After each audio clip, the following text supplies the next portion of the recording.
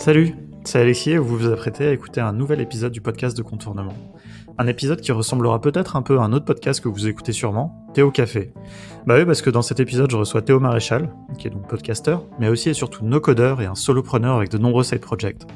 D'ailleurs, beaucoup trop pour que je les évoque tous ici, donc on va envoyer l'épisode direct sans plus tarder. Enfin, avant ça, quand même, je vous rappelle que chez Contournement, on fait des formations aux outils no-code. Donc si vous voulez suivre les pas de Théo et acquérir ses compétences, on a tout ce qu'il faut dans notre dojo de l'école du Contournement.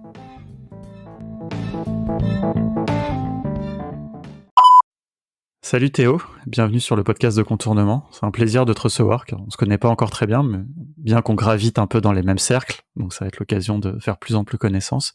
T'as également un podcast que j'écoute régulièrement, et récemment t'avais fait un épisode très intéressant dédié au no-code. Donc quand je l'ai écouté, il y a eu quelques points où je me suis dit j'ai envie d'approfondir et qu'on en discute, donc pourquoi pas le faire sur notre podcast. Voilà, c'est l'occasion. Mm-hmm. Et puis il y a un truc que les auditeurs ne peuvent pas voir, c'est qu'au moment où on enregistre, t'es au Japon, un pays que j'aime beaucoup et où je peux pas retourner pour l'instant à cause de cette pandémie. Donc voilà, je compte sur toi aussi pour nous en parler un petit peu, et nous faire un petit peu voyager au travers de tout ça.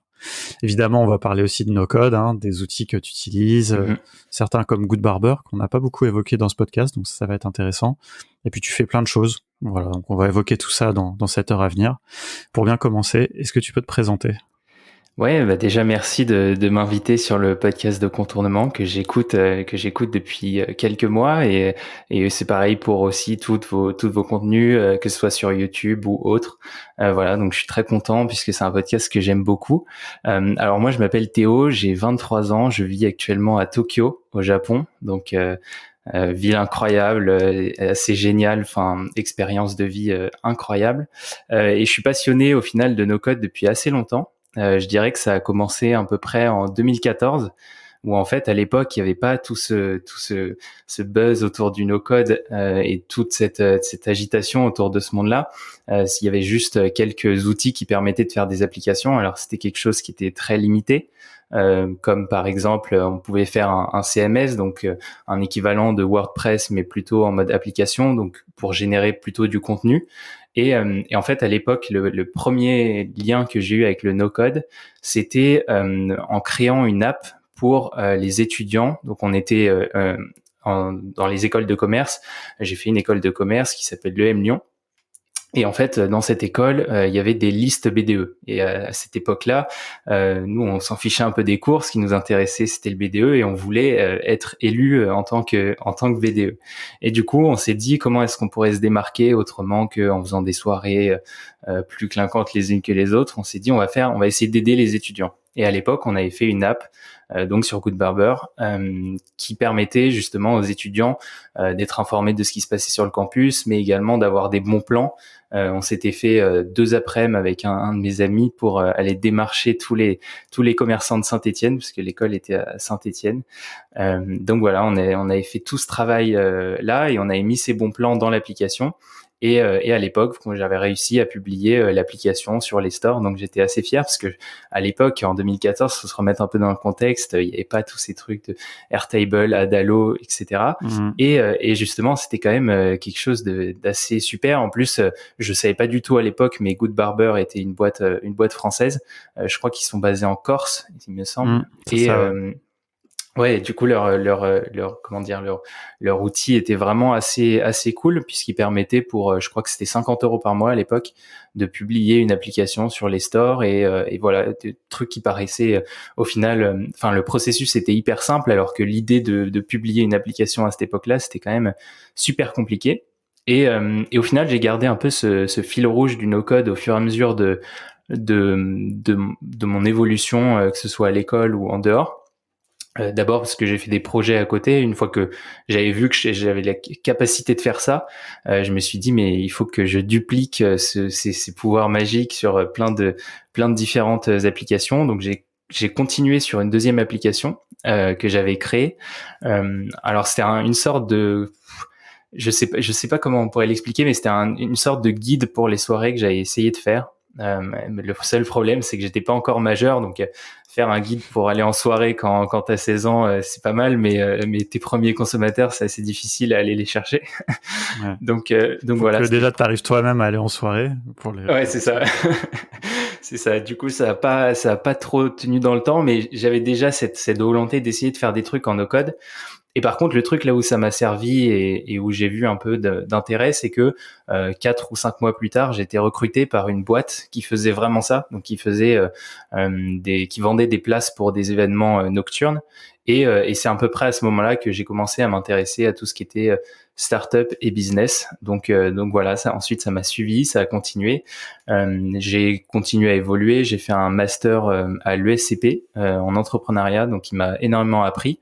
Souvent, on me demande, mais pourquoi est-ce que tu fais un master en entrepreneuriat si l'entrepreneuriat, enfin, t'as pas besoin de l'apprendre l'entrepreneuriat, mais au contraire, j'ai appris plein de choses et surtout, j'ai eu plein de raccourcis sur comment est-ce qu'on peut créer un projet.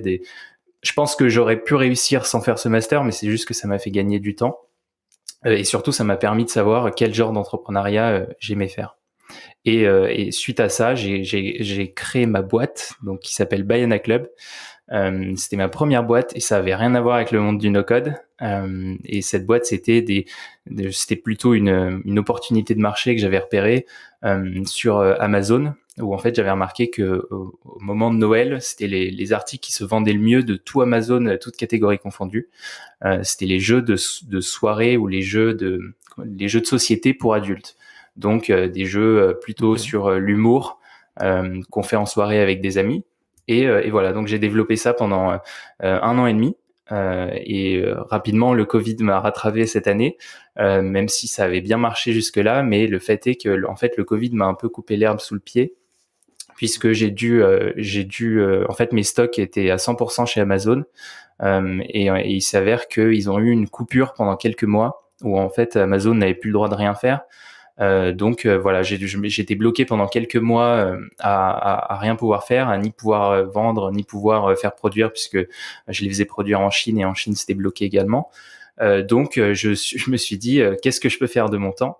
Et j'avais déjà commencé à reprendre un peu les outils no-code l'année dernière, donc en 2019, je dirais juin 2019, j'avais commencé à regarder tous ces outils, donc me remettre un peu dans Webflow, dans Adalo, dans Bubble. Mais j'avais pas forcément le temps de plus pousser ça que ça, et du coup j'ai continué toujours un petit peu à suivre, en tout cas énormément, et à me former sur Webflow.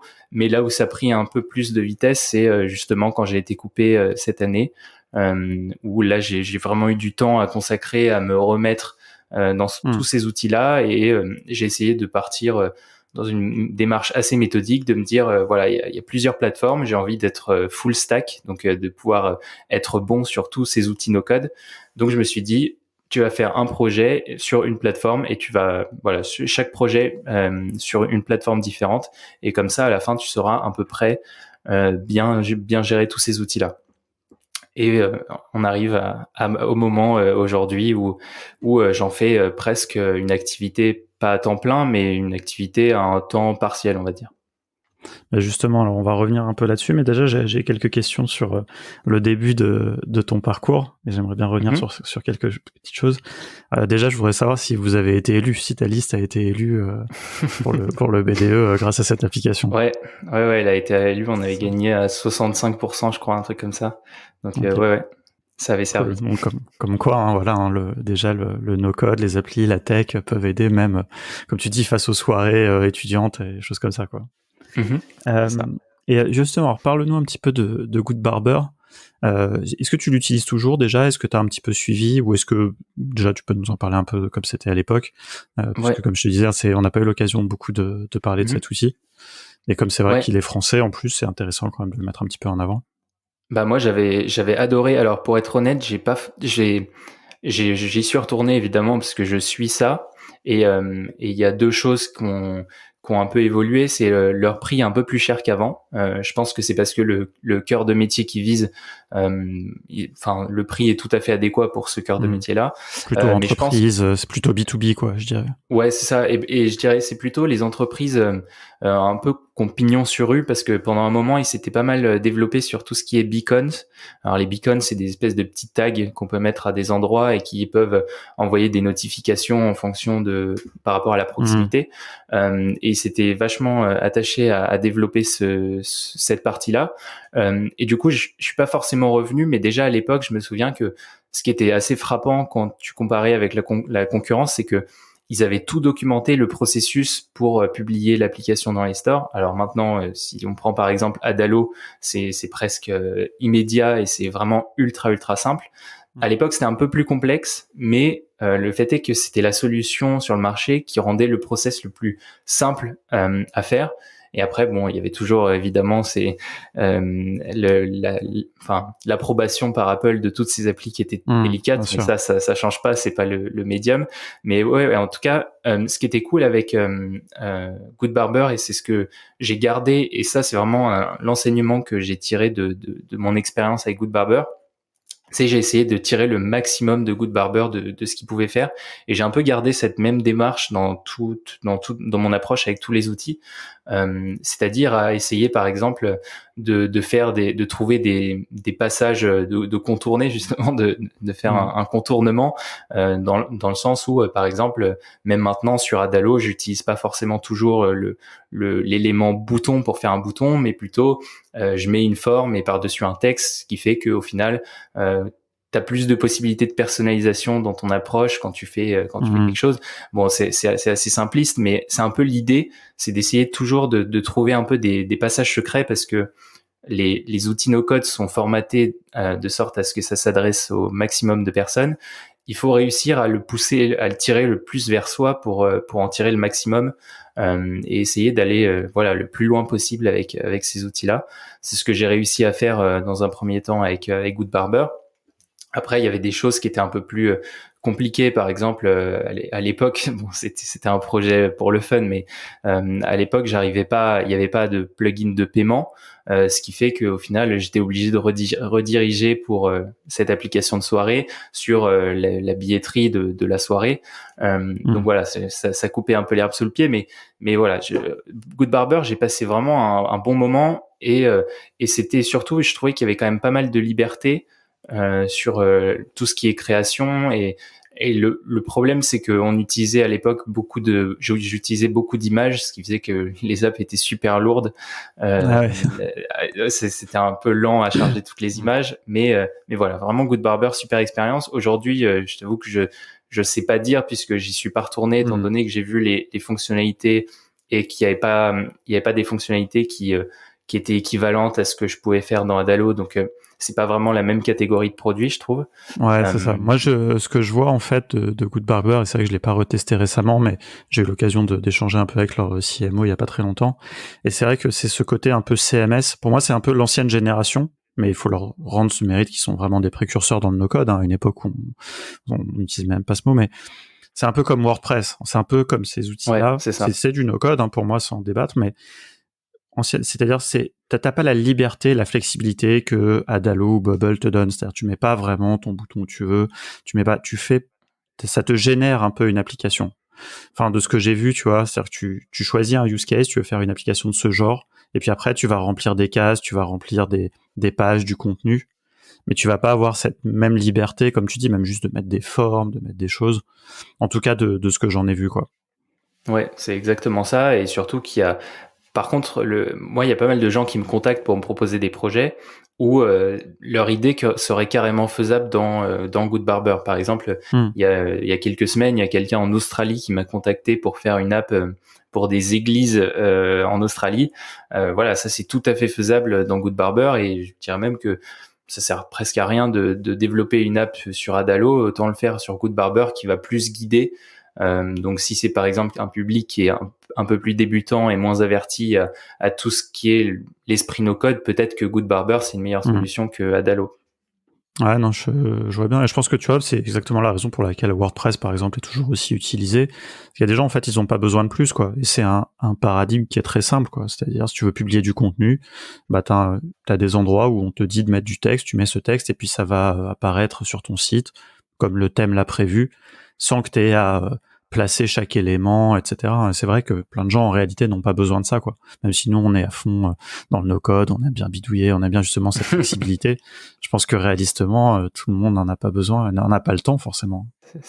Ouais, parce que au final, c'est presque un métier, hein. Moi, personnellement, j'arrive à générer un revenu en développant des outils no-code, Donc quelque part, c'est qu'il y a quand même une compétence qui est recherchée et que c'est pas ouvert à, enfin, Mm. la promesse est d'ouvrir à n'importe qui, mais c'est pas pour autant que les gens ont l'envie de le faire eux-mêmes et ont envie de passer du temps à apprendre, et peut-être qu'ils passeraient beaucoup plus peut-être qu'ils vont passer beaucoup plus de temps à créer leur app que s'ils le confiaient à quelqu'un qui sait faire ça, quoi. C'est un peu comme n'importe quel travail de service qu'on peut proposer à quelqu'un. Ouais, et puis quand tu lances un projet, quand tu lances un business, il y a aussi toute une partie, la partie vraiment business, quoi, sur laquelle souvent le porteur doit se concentrer. Il y a de l'admin, souvent il y a plein de choses, et en fait les gens ils se disent bon, je vais faire moi-même mon app parce que ça va pas me coûter cher. Et en fait ils négligent que ça sera plus rentable pour eux de se concentrer sur, je sais pas, la promotion de leur idée, vraiment le business, ou des fois que plutôt Mhm. de construire l'application, quoi, aussi. Même si nous, tu vois, on fait vraiment de la formation pour ça, pour que les gens puissent prendre en main ces outils et être autonomes. Mais c'est juste, des fois, les gens, on leur dit franchement, ça c'est pas rentable pour vous, tu vois. Mhm. Vous avez Ouais. mieux à faire en fait que faire cette partie-là de votre projet, quoi. Mm. C'est vrai. Euh, et alors, pour juste pour bien comprendre, enfin déjà, je suis un peu curieux que tu nous en dises un peu plus quand même sur Bayana Club, vraiment sur Mhm. les jeux, Ouais. enfin, et comprendre, tu vois, même juste comprendre, je sais pas moi, comment on vend sur Amazon, comment ça se passe, tu vois, pour avoir des trucs qui se retrouvent dans les entrepôts d'Amazon, Ouais. comment tu produis, enfin, comment t'as créé les jeux, et aussi, est-ce que c'est, parce que donc tu te définis quand même comme solopreneur, est-ce que c'est à partir de ce moment-là où tu es solopreneur, comment ça se passe un peu cette transition, tu vois, quand est-ce que tu as commencé à voyager aussi, enfin, voilà. Enfin, il y a deux Ouais. questions en une, du coup, tu choisis comment tu réponds, mais... Ok, bah je vais reprendre dans l'histoire en fait, puisque donc si je repars à mes études, j'ai envie de te dire que les 4 premières années j'ai fait 5 ans d'études, donc les 4 premières années m'ont servi à m'orienter vers la voie de l'entrepreneuriat, parce que j'ai compris rapidement que le travail en tant que salarié, j'avais pas forcément d'appétence à ça, et même si j'ai eu des expériences hyper cool en startup, startup de petite taille avec où j'étais le 9e employé, donc vraiment j'avais pas mal de Hmm. choses à faire, mais il me manquait toujours ce truc de dire que c'est pas mon projet, quoi. Hmm. C'est pas mon bébé, c'est pas mon truc, donc c'est quelque chose qui m'a animé à partir de ce moment-là. Et la 5e année, c'est là où j'ai pris un peu conscience du genre d'entrepreneuriat que je voulais faire. Je savais que je voulais entreprendre, et je sais pas si c'est parce que j'ai fait une overdose de tout ce qui est monde de start-up, surtout l'écosystème parisien. Hmm. Voilà, donc la start-up classique, les KPI, enfin tous ces termes enfin qui Hmm. traînent dans toutes les start-up. Moi, j'avais envie de quelque chose d'un peu plus simple, d'un peu plus voilà, direct. Et du coup, je me suis orienté vers un entrepreneuriat qui est plus soloprenariat. C'est pas parce que j'aime pas les êtres humains, loin de ça. C'est juste que ça. Alors maintenant, peut-être on pourrait changer, mais à l'époque, le télétravail n'était pas forcément autant utilisé Hmm. que maintenant. Pas la norme, ouais. Ouais, c'était pas la norme, et surtout j'avais toujours cette envie profonde de voyager et de me balader un peu partout, parce que ça c'est quelque chose que j'ai envie de faire depuis tout petit, et j'ai essayé de trouver le moyen de pouvoir faire ça. Et en fait, alors j'aurais pu partir sur un truc digital, notamment le no code, mais je sais pas, j'ai un côté un peu perfectionniste où je me disais il va manquer des trucs, ou on aura l'impression que c'est pas un produit fini, et au final c'est des trucs où j'ai eu absolument faux, mais à l'époque c'était mon état d'esprit. Donc j'ai cherché une idée pour pouvoir créer un projet qui puisse me permettre de vivre à l'étranger, et voilà, de pouvoir voyager tout en ayant un business qui tourne. Et au final, je me suis intéressé aux jeux de société. Alors c'est un peu du hasard, et c'est un peu parce que avant j'avais fait un peu de dropshipping, voilà, tous ces business un peu cracra. J'avais fait un peu des micro business comme ça n'avait pas forcément hyper bien marché, mais Hmm. j'étais un peu dans cette mouvance de business en ligne. Et je me suis intéressé du coup à la vente sur Amazon. Et en fait, Amazon a un programme qui s'appelle Fulfilled by Amazon, ou expédié par Amazon en français. Et le principe, c'est on envoie tous ces produits chez Amazon, qui les réceptionne, qui les stocke et qui les réexpédie quand il y a une vente. Et en fait, Amazon se rémunère de 2 manières. La première, c'est dans tout ce qui est logistique. Ils prennent une part des ventes. Hmm. Donc, par exemple, sur un jeu que je vends 25 euros, ils vont prendre entre 4 et 5 euros pour cette partie-là. Ensuite, ils vont prendre une commission, donc qui est entre 15 et 18% sur le jeu vendu. Donc là, admettons, dans ce cas-là, ça va être 4 ou 5 euros, quelque chose comme ça. Et voilà. Et du coup, ça, c'est leur promesse. C'est comme ça qu'ils se rémunèrent, et c'est quelque chose qui a attiré énormément d'entrepreneurs indépendants parce que, notamment avec des articles produits en Chine qu'on envoyait chez Amazon, ou voilà quoi. C'est un peu en parallèle du dropshipping, où en fait il y a eu tous ces produits. Alors c'est les mini produits, les produits avec un mini problème et une mini solution. Donc tous les correcteurs de posture, ce genre de produits un peu pourris qui faisaient un peu télé-shopping qu'on voyait défiler sur Facebook. Et ben il y a eu un peu la même tendance sur Amazon. Dans le sens où les produits suivaient, puisque les gens voyaient un peu ce genre de pub, et du coup ils cherchaient sur Amazon s'ils pouvaient pas être livrés dans 2 jours plutôt qu'avoir 3 semaines de livraison en dropshipping. Donc il y a des petits malins qui sont mis sur ce créneau-là. Et puis on fait confiance à Amazon un peu plus, quoi. Oui, voilà. Amazon a un service client hyper quali. Donc voilà, il y a aucun risque. Donc il y a pas mal de gens qui sont mis sur ce créneau-là. Et moi, j'ai commencé à m'y intéresser. Mais moi, ce qui m'intéressait, c'était vraiment de vendre des produits, mais pas de vendre des produits nuls faits en Chine, enfin sans identité, sans rien. Donc je me suis intéressé à un produit qui coûtait pas forcément très cher.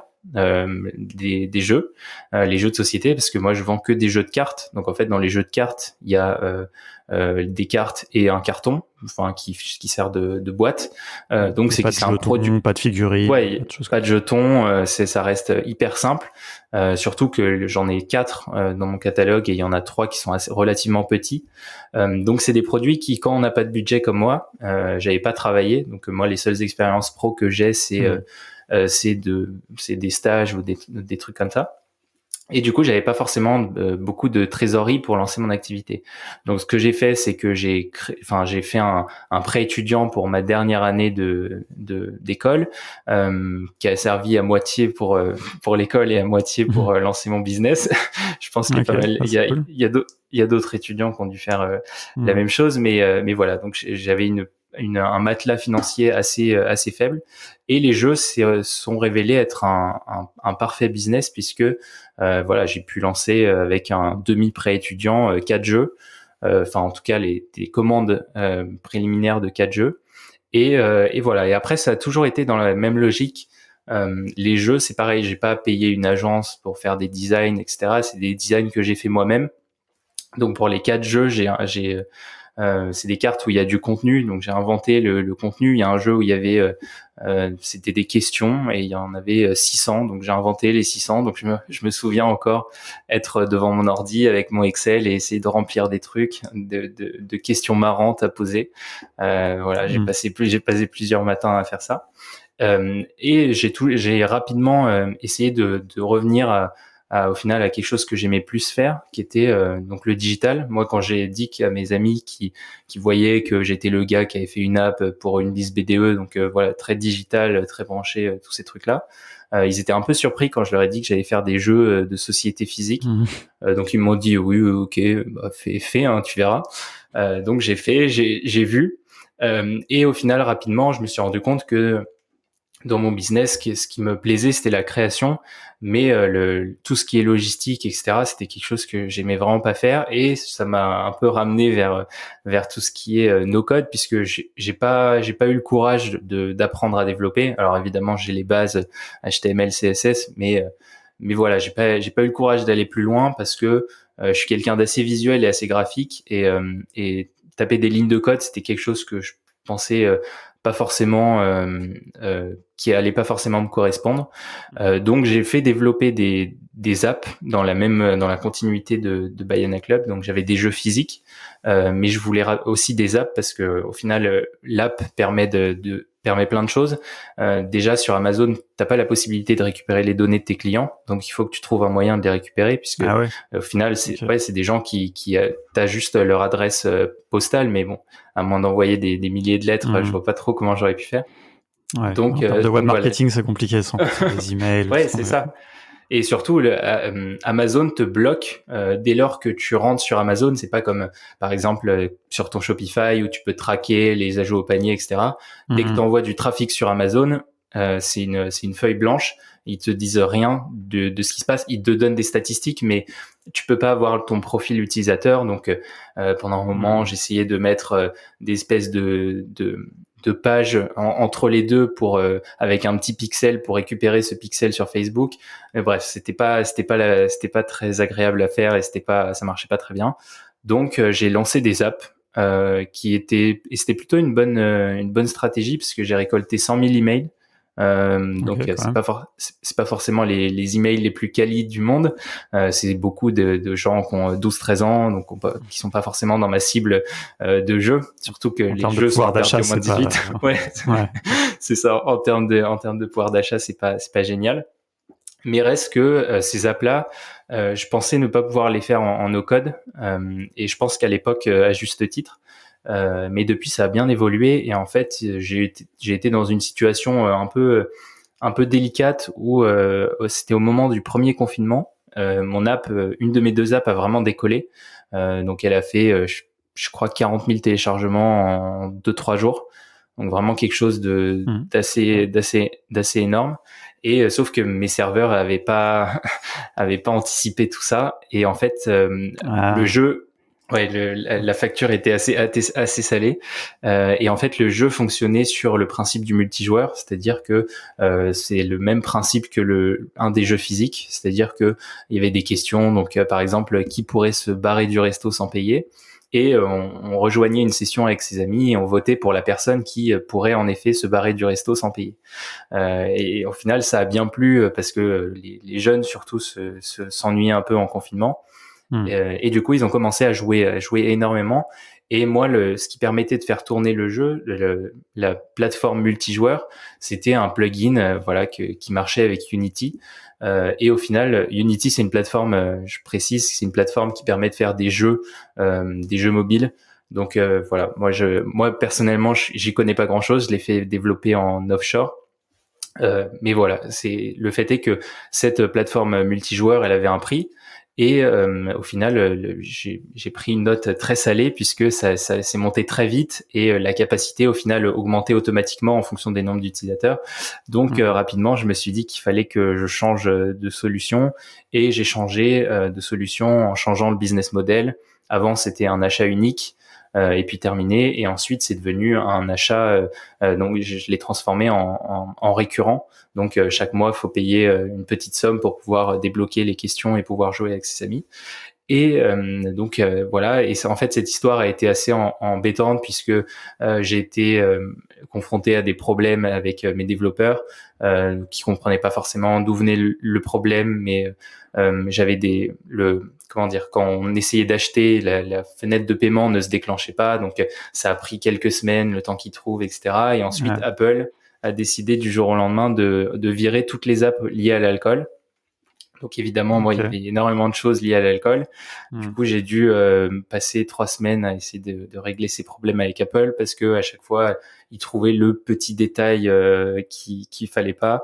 Et voilà. Et au final, tout ce processus m'a amené au fait de réfléchir et de me dire que le no-code, au final, c'était pas mal, et que même si le produit que je voulais faire était en ligne et peut-être que ça aurait été compliqué à faire en no-code, j'aurais quand même préféré faire ça en no-code puisque ça m'aurait sauvé pas mal d'heures.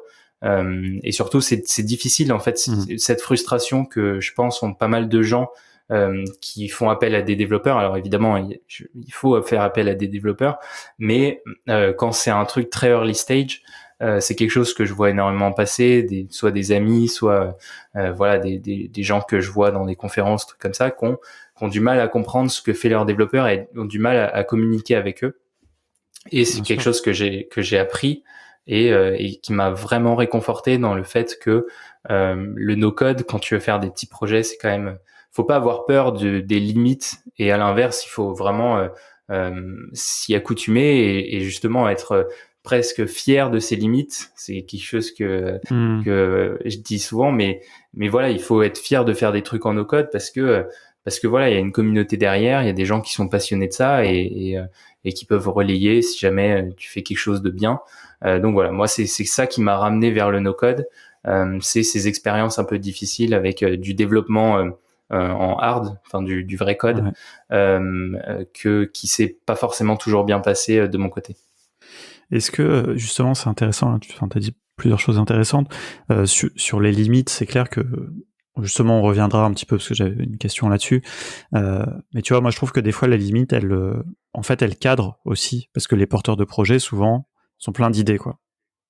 Et en fait, des fois, les limites, elles t'empêchent aussi d'aller trop loin et elles t'aident un peu par la contrainte, on va dire, à vraiment trouver ce fameux MVP, là, ce produit minimum viable, sans partir dans tous les sens, tu vois, sans avoir l'effet usine à gaz, quoi. Mais en fait, je voulais juste revenir sur, on pourra revenir là-dessus après, hein, mais sur un point, parce que j'ai pas eu l'occasion en fait de discuter avec des gens qui ont fait ça, mais justement ce côté offshoring, parce que nous c'est vrai que des fois on nous demande, ouais, vous avez pas nous on nous demande des fois, tu vois, genre vous avez pas des contacts de nos codeurs en Inde et tout, tu vois, genre, franchement il y en a plein d'autres très bons, sûrement là-bas, mais aussi ici, tu vois, enfin pourquoi tu veux aller et moi c'est un truc dont je suis hyper méfiant. Moi j'étais dev, hein, avant, je gérais une agence web et tout, donc et j'ai toujours très très très méfiant de ça. Donc je voulais bien juste avoir un petit mot, enfin je sais pas, juste si tu peux nous donner quelques détails, je sais pas dans quel pays c'était, combien ça t'a coûté, enfin oui, bien sûr. tu veux en dire en tout cas, mais Alors ça c'est quelque chose que on peut démystifier un peu ce truc, tu vois. ouais, bien sûr. Ça c'est quelque chose que je regrette un petit peu, et évidemment tous les développeurs sont pas comme ça, et le pays en question c'est l'Inde, c'est les développeurs indiens, et au final je regrette un peu cette expérience parce que j'ai voulu, étant donné que j'avais un petit matelas pour me lancer, j'ai voulu la jouer un peu radin sur toute la ligne, parce que au final, moi, j'avais pas de revenus, je faisais ça vraiment, tout était basé là-dessus. Après, évidemment, j'ai fait un peu de freelance, etc. Mais au début, c'était vraiment basé là-dessus. Du coup, j'essayais vraiment d'économiser, d'être vraiment picsou. Et je me suis rendu compte qu'au final, il faut pas être picsou sur toute la ligne, et il faut vraiment faire attention, bien dépenser son argent. Et ça, c'est ce que je regrette un peu, c'est par exemple même si vous cherchez des gens offshore, ce que au final je conseille que je déconseille ou je déconseille pas, c'est un peu pareil, mais le fait est que au final, faut pas essayer de trouver le moins cher, parce que le moins cher, évidemment, c'est toujours la qualité, elle sera moins chère aussi, et c'est un peu difficile après de devoir dealer avec ça pendant des mois, surtout que quand c'est à l'étape de zéro, quand c'est au niveau zéro, c'est pas très grave que le truc soit pas très fini, que le mec mette un peu de temps à répondre. Par contre, quand ça commence à scaler, un peu monter en termes de nombre d'utilisateurs, de ce qui m'est arrivé, bah là, ça devient un peu plus compliqué, parce que ce que j'ai perdu entre guillemets, à mon avis, je dis à mon avis parce que j'ai pas de trucs chiffrés sur ce que j'ai perdu, mais ce que j'ai perdu en termes d'argent, entre guillemets, d'abonnement sur la période où ce trigger là cette fenêtre de paiement sur iOS ne marchait pas, et ben peut-être que j'aurais pu développer le truc en France, quoi. Et c'est ça un peu le truc sur lequel j'aimerais alerter ceux qui nous écoutent, c'est voilà, essayer de trouver pas forcément le truc le plus cher, l'agence qui va coûter des millions, etc., mais ne pas non plus la jouer totalement radin, à essayer de prendre le mec le moins cher parce que c'est le mec le moins cher, puisque sur le court terme, et quand ça a aucune valeur, ça a pas d'impact, mais quand ça a de la valeur, et votre but c'est de générer de la valeur, à ce moment-là, là ça devient un peu plus embêtant. Ah, c'est un très bon conseil. J'irai un petit peu plus loin, même. Ce que je dirais, c'est que je pense que le plus cher c'est rarement le meilleur, et le moins cher c'est rarement le meilleur non plus. Donc, tu vois, c'est les deux extrêmes en général sont jamais bons. Et moi, je pense que ce qui est très important, et ça c'est offshore ou pas offshore, hein, c'est de comparer, de demander au moins 3-4 devis, quoi. Enfin, je veux dire, c'est vraiment ça, c'est mon expérience d'agence. Nous, même honnêtement, on disait ça à nos clients. On disait, parce que quand tu fais un devis, t'es toujours jugé parti, quoi. Donc, nous, on disait aux gens, challengez notre devis. Nous, en plus, on travaillait beaucoup avec des assos et tout, et on essayait de faire les choses sincèrement. Et des fois, bah, on était cher, enfin, des fois, on était moins cher. Et des fois, quand t'es pas assez cher, c'est peut-être que t'as pas compris quelque chose. Tu vois, donc en fait, même pour le client, c'est très important de pas s'embarquer avec les mauvais prestataires. Et donc, une bonne manière de faire ça, c'est d'avoir plusieurs personnes qui réagissent, qui donnent un prix ou une fourchette, et puis après, prendre quelque chose qui est vers le milieu, je pense. Mais et enfin voilà, je pense que l'offshoring, il faut pas avoir d'avis catégorique là-dessus. Effectivement, t'as raison. Nous, on a eu une super expérience. J'ai fait qu'une fois, tu vois, avec une équipe en Roumanie, et c'était génial, tu vois. C'était pas moi qui les avais choisis, c'était par la boîte où j'étais. Mais j'ai aussi quand même entendu quand même beaucoup de mauvaises histoires globalement. Et je pense que, tu vois, j'y avais jamais vraiment pensé comme ça, mais je pense que ça vient pas mal de ce que tu dis. C'est que souvent les gens font de l'offshoring pour les mauvaises raisons et donc essayent d'aller vraiment trop vers le bas. Je pense que malheureusement aussi dans certains de ces pays, ils sont prêts à aller à des prix très bas aussi pour gagner des contrats, etc., sans fournir de gages de qualité. Et donc voilà, c'est un peu comme ce que tu décris, quoi. Ouais, et puis après, il y a aussi un autre truc. Si par exemple, tu reviens sur le cas des développeurs indiens, j'avais travaillé pendant quelques mois sur une boîte indienne, enfin dans une boîte indienne à Londres, qui s'appelait Tech Mahindra. Et en fait, je m'étais rendu compte là-bas que le système de hiérarchie est hyper poussé et que alors évidemment, je fais pas de généralisation, etc. Mais dans certains cas, la hiérarchie est très forte et en fait, la façon de parler est très directe et très invective. Ce qui fait que quand tu parles normalement, etc., la personne va être moins encline à répondre vite ou à régler ton problème rapidement. Et souvent, t'es un peu poussé à devoir être un peu plus direct, un peu plus méchant presque, entre guillemets, pour que ça avance. Et ça, c'est quelque chose qui est un peu frustrant à la longue parce que voilà, t'as pas envie de te lever et de t'énerver sur une personne qui est très gentille, etc. Mais c'est juste que le système de management peut-être de sa boîte est de cette manière. Donc voilà, c'est quelque chose auquel il faut aussi faire un peu attention. Je pense que c'est ce que tu décris là, c'est en fait le fossé culturel qui peut y avoir.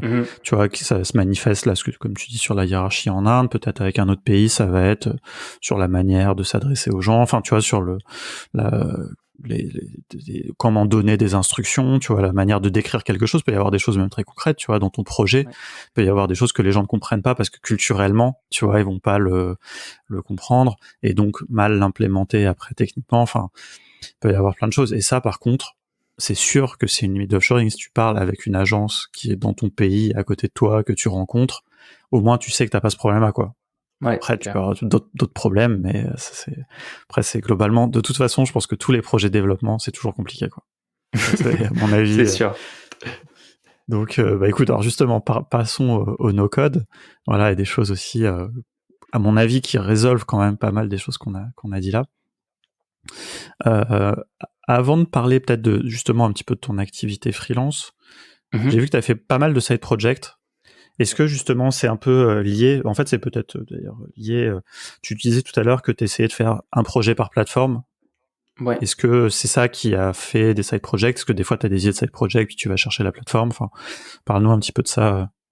Yes. Alors j'ai commencé par un side project qui était au final qui était assez limpide pour moi puisque j'étais souvent ce mec surtout dans mon master où les gens étaient un peu plus orientés outils, tech, startup, etc. Donc on parlait beaucoup de ça et j'avais un peu l'étiquette de monsieur outil que tout le monde me collait sur le dos et tout le monde m'envoyait toujours un message. Ouais, tu me conseilles quoi pour faire ça? Tu me conseilles quoi pour faire ça, etc. Et à chaque fois j'étais obligé de répondre. Donc je me suis dit on va faire une pierre deux coups. Je vais essayer de faire un truc cool, lisible, avec plein d'outils pour que les gens puissent trouver facilement l'outil dont ils ont besoin. Donc j'ai créé une toolbox. Alors évidemment maintenant il y a des milliers de toolbox. Voilà, chacun fait sa toolbox. Il y en a où il y a beaucoup d'outils, il y en a où il y a pas beaucoup d'outils. Moi j'ai voulu en faire une où il y avait une multitude d'outils, sans doute trop. Voilà, il faut pas tous les télécharger. Il faut pas changer d'outils toutes les 2 semaines. Mais voilà, j'avais envie de redécouvrir un peu Webflow et comment Webflow fonctionnait je m'y suis remis. Donc voilà, je me suis dit que le meilleur moyen c'était de créer quelque chose qui puisse servir aux gens, qui puisse me servir à moi aussi, puisqu'au final, moi je suis utilisateur de ça parfois, et qui puisse me faire comprendre voilà tous les mécanismes, par exemple la base de données qui est derrière, qui permet d'alimenter ce site, donc ce site qui s'appelle TheoTools. Theo.tools donc ce qu'il y a derrière c'est une base de données sur Airtable et en fait ce que j'avais fait c'est catégorisé à peu près, je sais pas, 5 ans d'outils que j'avais dans mes onglets Chrome, enfin dans mes favoris Chrome que j'avais, voilà, par-ci par-là. Donc j'ai pris tous ces onglets-là, je les ai mis dans un Airtable, et ensuite j'ai fait un peu de pas de scrapping, mais je suis allé chercher les logos, je suis allé chercher les catégories, j'ai créé des catégories, ensuite j'ai mis des petites descriptions, je l'ai fait en français et en anglais, et j'ai publié ça. Et au final, je l'ai publié ensuite sur Product Hunt. Et sur Product Hunt, ça avait pas mal marché, et ça continue de marcher toujours pas trop mal. Sympa. Puisque j'avais, en fait, tous les jours, j'ai des gens qui me laissent leur email. J'ai mis une barre d'email en haut pour rejoindre ma newsletter. Et tous les gens, tous les jours, j'ai 4-5 personnes qui rejoignent organiquement ce truc-là. Donc, je me suis dit, bah, c'est cool. Je pensais pas qu'il y avait autant de gens qui aimaient les outils. Ça, c'est quelque chose ensuite que vraiment, c'est dingue, hein. J'étais choqué de voir. J'avais fait un post sur LinkedIn qui avait été vu 100 000 fois, je crois, sur ma liste d'outils. Et au final, je me suis rendu compte que les gens, ça les intéresse. Et je pensais être un mec un peu bizarre, faire partie des 5 passionnés d'outils, surtout productivité en France. Et pas du tout. En fait, tout le monde est assez intéressé par ça. Et quand on commence à parler de ça avec des gens, je me rends compte que il y a même des gens qui étaient pas forcément intéressés par tout ce qui est startup, etc., qui s'intéressent à ce genre de trucs. Donc voilà, c'était assez marrant. Et ensuite, j'ai continué. Donc, je me suis dit que voilà, maintenant que Webflow était fait, que je maîtrisais globalement l'outil, j'allais retourner sur Adalo. Donc, j'ai continué sur Adalo. J'ai créé pas mal d'applications d'abord pour rigoler, et ensuite je me suis dit bon, je vais essayer de faire une jolie application, parce qu'en fait ce que je remarquais souvent dans tous les projets qui étaient faits sur Adalo, c'est que les gens faisaient des trucs un peu avec les éléments natifs d'Adalo, donc un bouton, enfin voilà, sans prendre le temps de faire des jolis trucs. Moi, je suis plutôt un mec design, j'aime beaucoup le design. Donc voilà, j'ai essayé de prendre le parti pris de faire un truc assez joli, et je me suis plongé dedans et j'ai adoré. Donc j'ai adoré faire ça, et j'ai créé une app. Alors vous pouvez la trouver sur les stores. Ça s'appelle The O, donc THE espace O. Et en fait c'est une app où j'ai mis alors par manque de temps je l'ai pas rempli, mais à la base c'était un truc où je voulais faire des résumés de livres, donc de livres de non-fiction sous forme de cartes, donc de petites cartes qu'on peut sauvegarder, voilà, et faire aussi des résumés audio. Mais bon, par manque de temps, j'ai un peu laissé ça de côté. Mais voilà, okay. Si vous êtes curieux, vous pouvez aller voir ça. Mais je voulais juste faire essayer de montrer ce qu'on pouvait faire avec Adalo, au-delà juste de faire un template qui ressemble par exemple à je sais pas, un truc assez basique. Essayer de montrer un use case d'app qui pourrait être pas forcément, enfin, qui pourrait se détacher de l'image template sur Adalo. Donc voilà, c'est ce que j'ai fait. Et ensuite, en creusant un peu le sujet, j'ai pris goût à faire des apps sur Adalo. Je trouvais ça vraiment génial. J'adore cette plateforme, c'est presque une de mes préférées. Et ensuite, j'ai continué sur Bubble. Je l'ai fait un peu tous comme ça.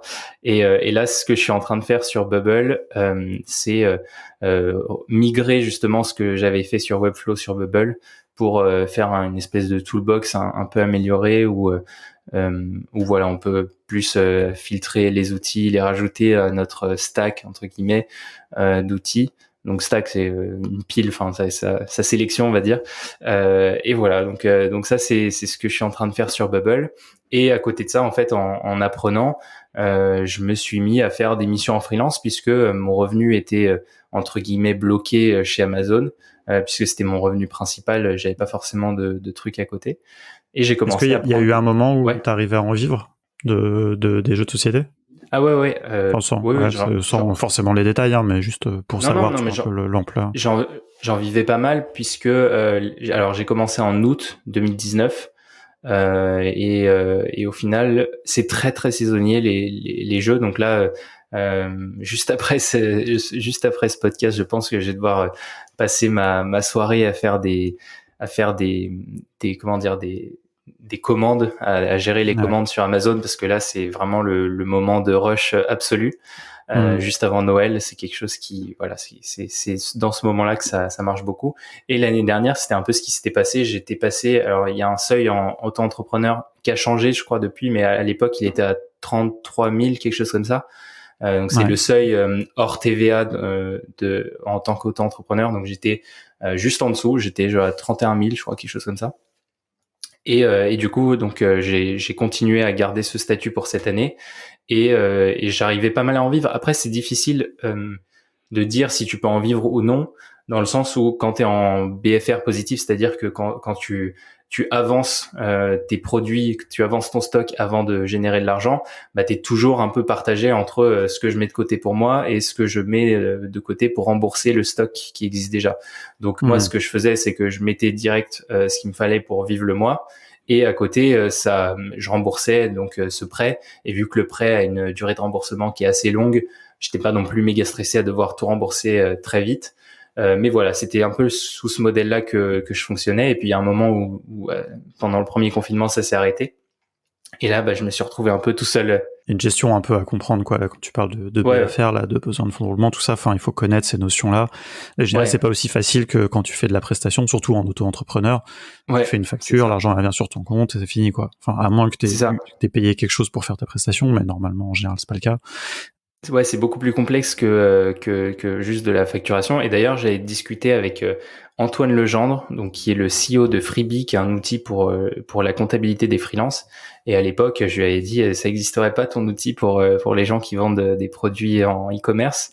Et il a dit que non, parce que c'est pas du tout la même réflexion. Et c'est vrai que c'est assez difficile, et surtout encore plus quand tu vends sur Amazon, parce que au-delà juste de la vente de produits, tu dois aussi faire attention, par exemple, à la pub, puisqu'Amazon te fait payer de la pub. Si tu veux être, par exemple, visible sur la page de ton concurrent, c'est possible.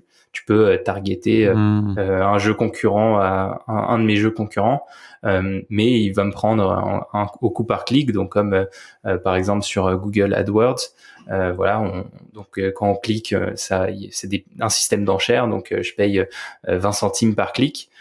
Et voilà, et donc il faut prendre aussi en compte ça, qui est ensuite déduit à la fin du mois. Et la facturation avec Amazon, c'est assez difficile. Mais voilà, toujours est-il que il y a un moment où ça devenait un peu tendu, malgré le fait que j'avais eu un bon Noël. Et à ce moment-là, j'ai dû trouver rapidement quelque chose qui puisse m'aider, qui puisse un peu dans lequel je pourrais m'épanouir et voir quelque chose, parce que j'aurais pu faire des trucs où je sais pas, par exemple, rédiger des articles à 5 euros sur la plateforme 5 euros, voilà, pour faire un peu d'argent. Mais j'ai essayé de trouver un truc où je pouvais quand même générer de la valeur, et en essayant de me baser sur là où j'étais assez bon, c'est-à-dire plutôt le design, et en plus avec la connaissance des outils no-code. Donc, j'ai commencé à chercher des missions freelance, et en fait, j'en ai rapidement trouvé. Et au final, j'en ai trouvé aux États-Unis. Je sais pas trop comment, en fait. Je crois que c'est quelqu'un qui et encore une fois, tout est lié, c'est ça qui est cool. C'est quelqu'un qui m'a contacté sur ma toolbox. Donc en fait, j'avais un chat. Et il m'a dit, voilà, t'as l'air calé sur ces outils-là. Nous, on cherche quelqu'un qui pourrait nous aider à faire une app mobile. Donc j'ai commencé là-dessus. Et alors, je sais pas comment. Je saurais pas dire, mais je crois qu'ils ont refilé mon nom à droite à gauche, et du coup j'ai développé un petit portefeuille de clients que aux États-Unis. Donc je travaille principalement avec des Américains, et voilà. Et depuis, je reçois souvent des propositions de missions, et après je me suis mis aussi sur Fiverr et les plateformes, mais ça marche pas très bien. Et en général, les plateformes, je le conseillerais quand même si vous voulez créer des applis, etc. Mais la plupart du temps, c'est ceux qui par exemple sur Fiverr ou Upwork, ils vont vous prendre énormément de temps à vous poser plein de questions, etc. Alors je dis pas que tout le monde est comme ça, mais je dirais 80% des gens qui me parlent sur ces plateformes, c'est ce qui se passe. Ils prennent énormément de temps à parler, et ensuite donc à demander des détails, demander mes travaux passés, etc. Et au final, soit ils t'envoient une offre qui est risible, soit où ils ne continuent pas le projet. Donc je trouve qu'on perd un peu de temps quand même en étant sur Fiverr. Après, ça veut pas dire que tout le monde est comme ça, et je vous invite quand même si vous avez envie de faire ça, à vous mettre sur ces plateformes. Mais c'est pas là où j'ai les projets. Non, quand même. Est-ce que c'est ça, j'ai l'impression que les prix sur ces plateformes-là sont vachement tirés vers le bas aussi. Enfin, il y a une concurrence terrible, quoi. Bah ouais, c'est ça aussi qui fait que on est, enfin, c'est pour ça que j'aime pas trop ces plateformes, c'est que les prix sont tirés vers le bas. Alors moi, ce que j'ai fait, c'est que au final, on est limité en termes de prix à, je crois, $995 au maximum.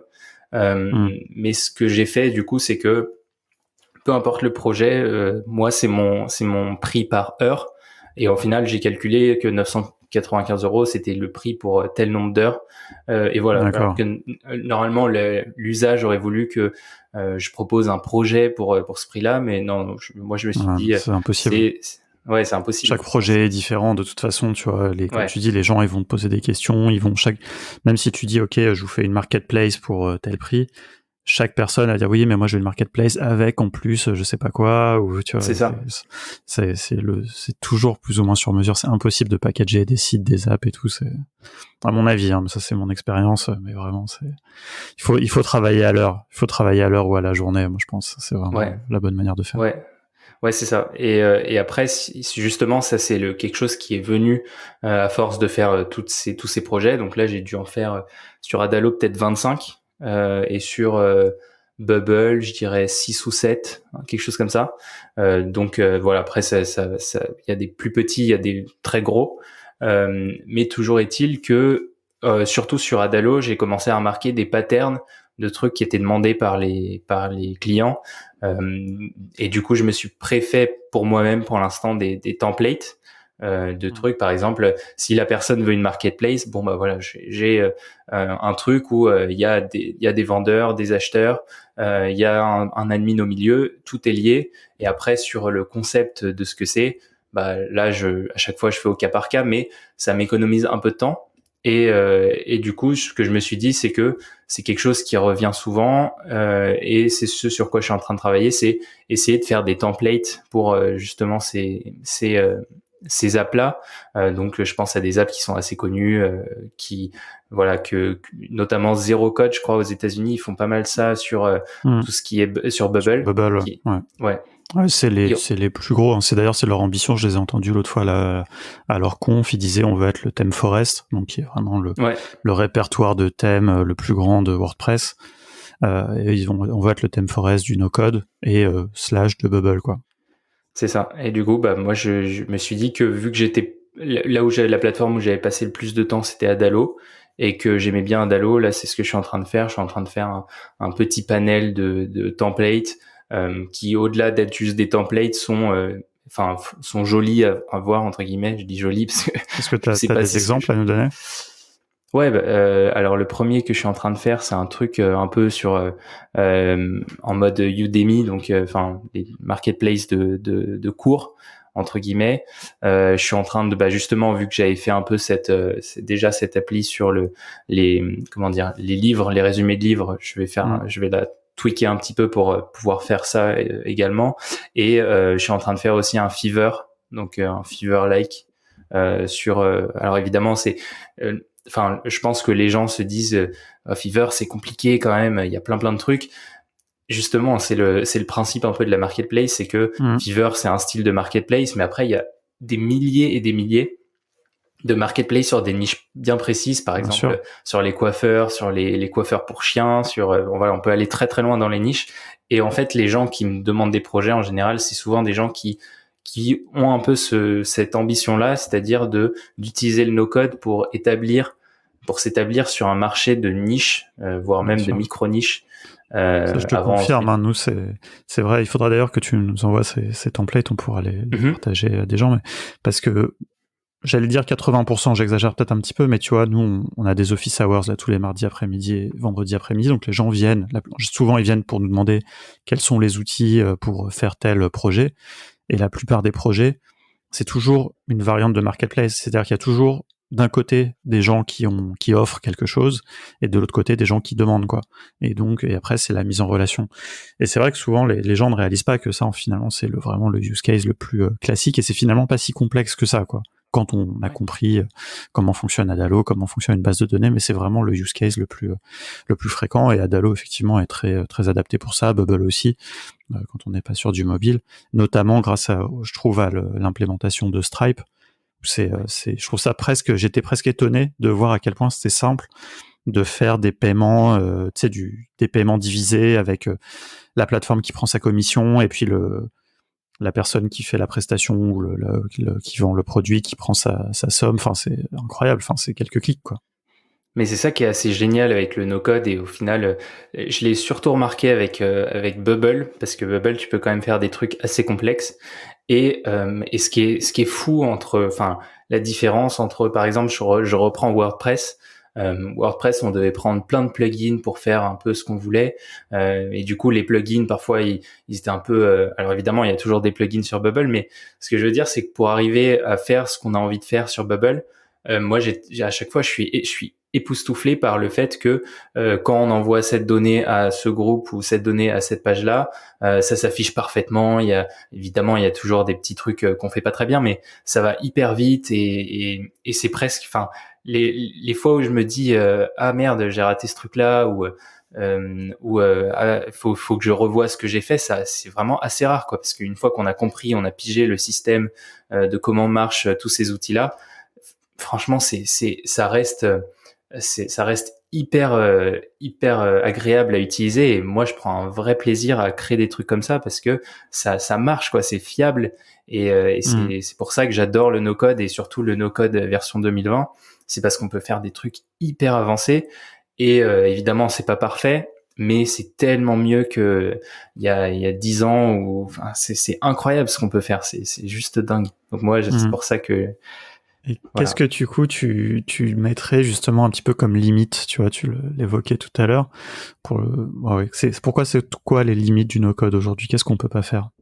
Qu'est-ce qu'on peut pas faire? Qu'est-ce qu'on devrait pas faire? Qu'est-ce que, tu vois? Bah en fait, il faut pas déjà je pense que le truc se divise en deux parties. Tu as déjà la partie des gens et vraiment l'état d'esprit avec lequel il faut se mettre quand on veut se mettre au no-code, c'est de se dire voilà, je vais pas être capable de tout faire, mais il faut que j'arrive à être bien et être bien dans mes baskets avec ce que je suis capable de faire. Parce que si on essaye de donner, enfin, et ça marche dans les deux sens. Si on essaye de surévaluer la capacité qu'ont les outils no-code à faire ce qu'on a dans la tête, bah on va se planter et on va être triste parce qu'on va pas être content du résultat. Et l'inverse, et également, faut pas sous-estimer les outils no-code parce qu'ils sont quand même hyper puissants. Et je pense que ça c'est la première partie, donc c'est la partie mindset. Et ensuite, tu as la deuxième partie où c'est réussir à prendre tous ces outils-là et à justement essayer de les tweaker un petit peu pour réussir à faire ce qu'on a envie de faire. Les limites, au final, c'est un peu celles qu'on se fixe dans la tête, mais par exemple, il y a énormément de choses sur Bubble où moi je me disais ah merde, c'est pas possible. Et au final, il y a un mec qui a développé un plugin et ça devient possible. Donc les limites, il y en a beaucoup, mais sur vraiment la grande majorité, je trouve qu'on peut quand même faire énormément de trucs. Il faut pas sous-estimer tout ce qu'on est capable de faire. Après, moi, si j'avais 2-3 trucs à dire, c'est vraiment sur des projets où on sait qu'il y a une technologie spécifique. Je pense par exemple à voilà, des trucs comme machine learning, vraiment des trucs assez avancés. Là, ça va devenir compliqué. Ou alors qu'on a vraiment une idée précise et on a envie de donner une expérience bien spécifique à l'usage. Et par exemple, là, je prends si on a envie de faire une app où tout est basé presque sur le design, bah, peut-être que l'outil no-code ce sera pas le truc parfait parce qu'on peut pas faire toutes les animations qu'on veut. Et voilà, il y a des trucs qui sont assez exceptionnels, par exemple sur Webflow, qui permet de faire des trucs en design absolument incroyables. Il y a des trucs qui sont extrêmement poussés dans l'ingénierie entre guillemets sur Bubble où on a la possibilité de faire des calculs hyper complexes et justement de manipuler les données de manière hyper complète. Mais chacun d'entre eux excelle dans un domaine bien précis. Il faut juste savoir lequel outil choisir et l'aligner avec ce qu'on a vraiment envie de faire.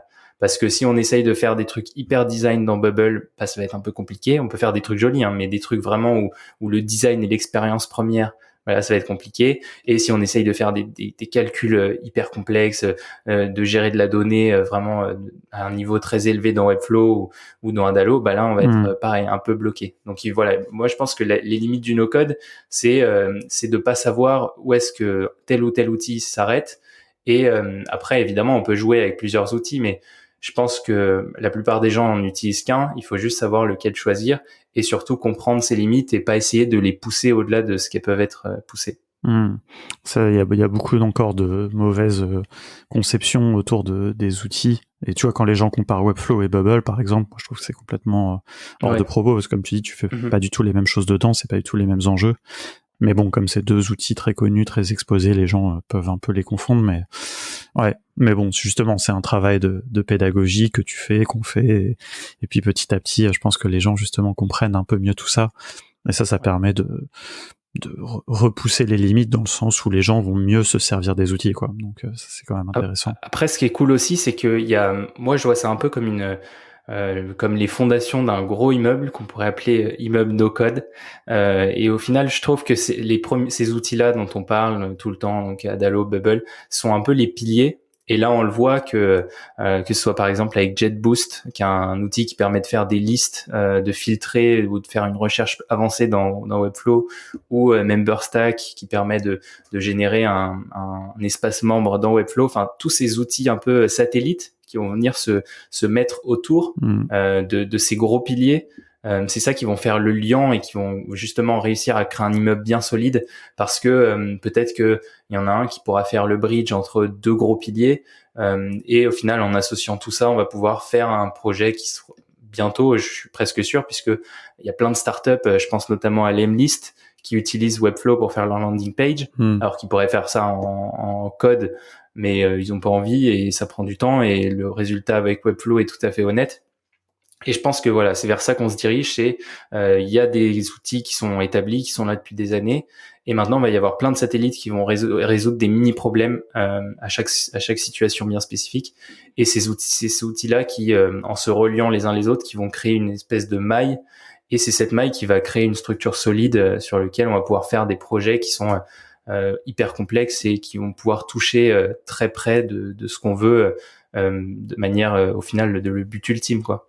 Ouais, non, je pense que ça, c'est une des vraies tendances pour 2021. C'est ces plus petits outils qui viennent se brancher par-dessus des outils, enfin, comme tous les exemples que tu donnais. Genre, je donnerai un autre exemple qui est Stacker, qui vient se brancher par-dessus Airtable.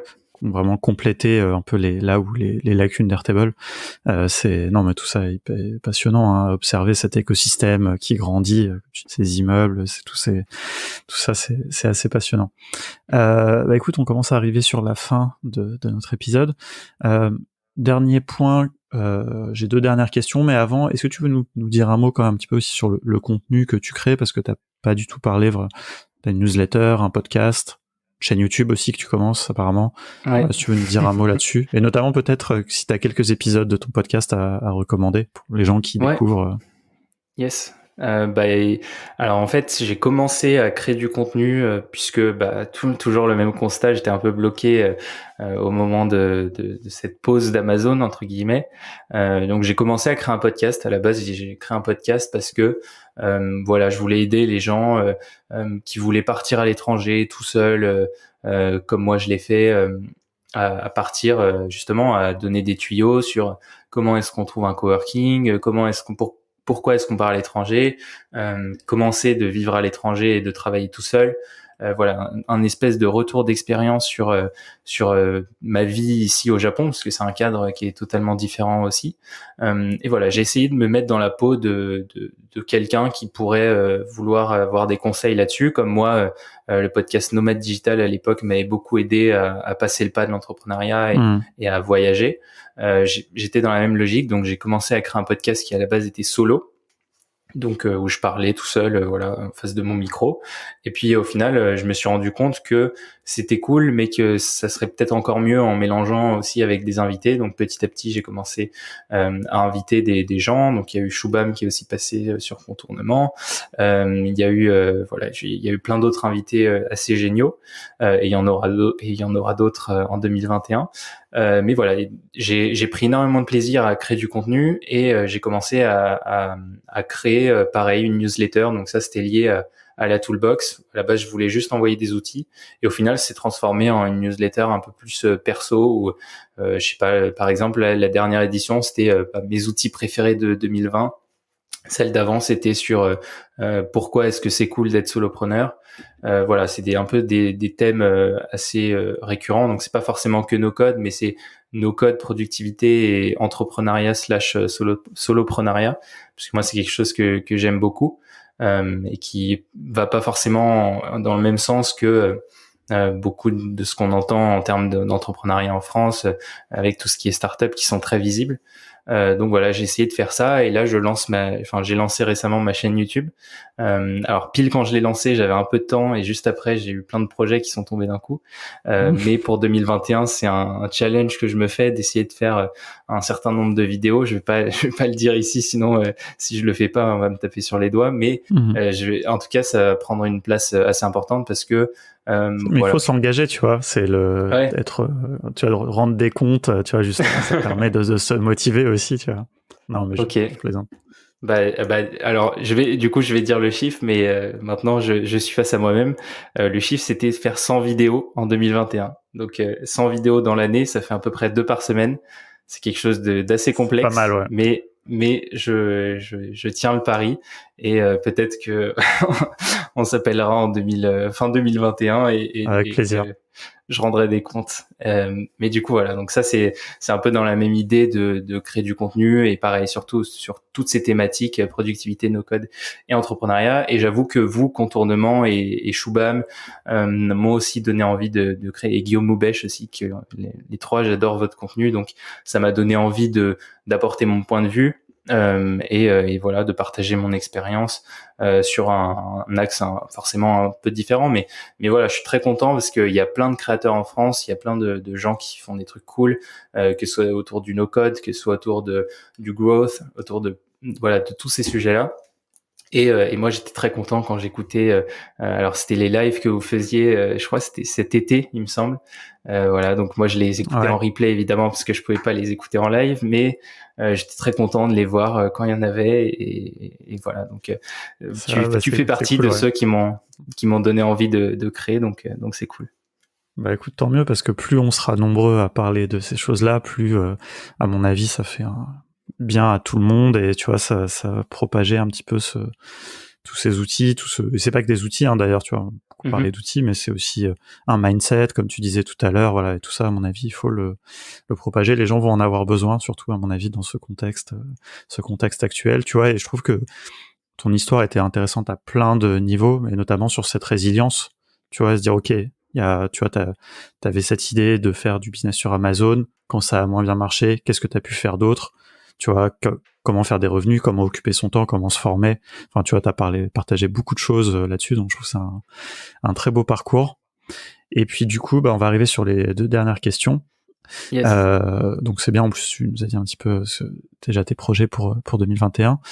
Donc il y a cette question qu'on pose à tous les invités, que je vais te poser de cette manière, c'est-à-dire si tu avais plus de temps, tu vois, encore, est-ce qu'il y a un autre side project que tu lancerais, tu vois, que t'as pas encore lancé? Alors, un autre side project. Tu vois, une idée que t'as dans ton frigo. Ouais, j'aime. Alors, il y a pas mal, il y a pas mal d'idées dans mon frigo, mais moi j'aime bien en tout cas ce côté partagé sur que ce soit le no-code ou la productivité. Surtout sur la productivité, je trouve qu'il y a pas énormément de choses en France. Alors évidemment, il y a quand même quelques trucs, mais je trouve qu'on pourrait faire plus. Et du coup, si c'est un side project, ce serait plutôt du contenu et faire une sorte de mini plateforme. Alors je sais pas trop comment je vais pouvoir faire ça, mais peut-être sur un Webflow avec un member stack, ou essayer de partager des contenus sur des bonnes pratiques, productivité, aussi un peu de sport parce que c'est quelque chose, bon là j'en fais un peu moins en ce moment, mais c'est quelque chose qui m'intéresse, enfin montrer comment est-ce que on peut bien faire du sport en étant chez soi ou en étant avec un espace limité, parce que moi c'est quelque chose que je fais depuis 3 ans. Je fais du sport sur 3 mètres sur 3 mètres, je fais du HIIT donc tout seul, donc je vais pas à la salle de sport, voilà, donc c'est tous ces trucs là, ça m'intéresse, et je pense que Webflow et MemberStack ça pourrait être une bonne option pour faire ça. Cool, bah écoute, on suivra ça. Et puis bon, c'est dommage, au final on n'a pas eu le temps de beaucoup vraiment parler du Japon, mais bon voilà, ça, on pourra faire ça en off. une autre fois. Il y avait déjà plein de choses à dire sur tous ces sujets qui nous occupent.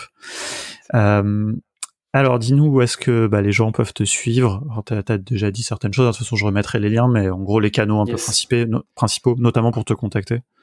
Ouais, et écoute, il y a mon LinkedIn où je publiais pas mal, mais j'ai un peu baissé le pied sur les publications.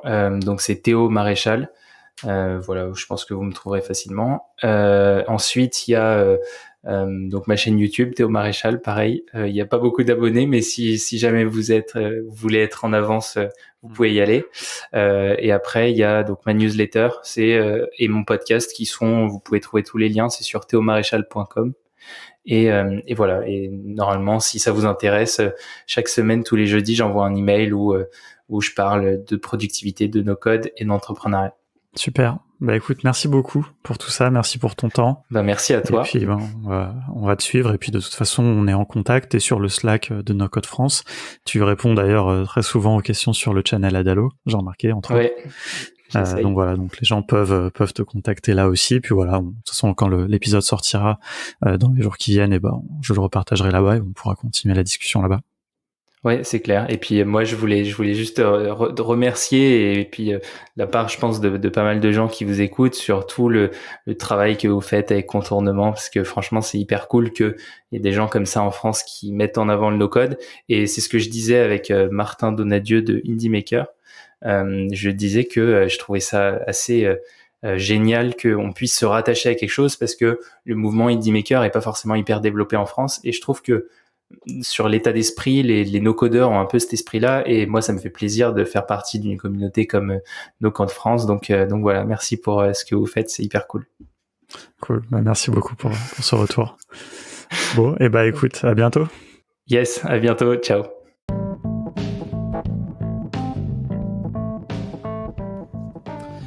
Ah ouais, vous avez écouté jusqu'au bout. Merci beaucoup, ça fait plaisir. J'espère que ça vous a plu surtout. Alors si ça vous a intéressé, ce que je peux vous proposer, c'est de rejoindre le Slack de No Code France et le channel podcast Contournement pour qu'on continue cette discussion. Vous me disiez ce que vous avez pensé de l'épisode, et puis si vous avez des questions, pourquoi pas. Voilà, on peut continuer à discuter de tout ça. Et si ça vous a donné envie peut-être de maîtriser un petit peu plus ces outils no code, si c'est pas déjà le cas, peut-être que vous êtes déjà un expert, eh bien, n'hésitez pas à aller voir notre site contournement.io. Vous verrez qu'on propose différentes formations pour que vous deveniez vous aussi un expert, ou au moins que vous puissiez maîtriser ces outils pour lancer vos propres projets. Voilà, je vous dis à très bientôt.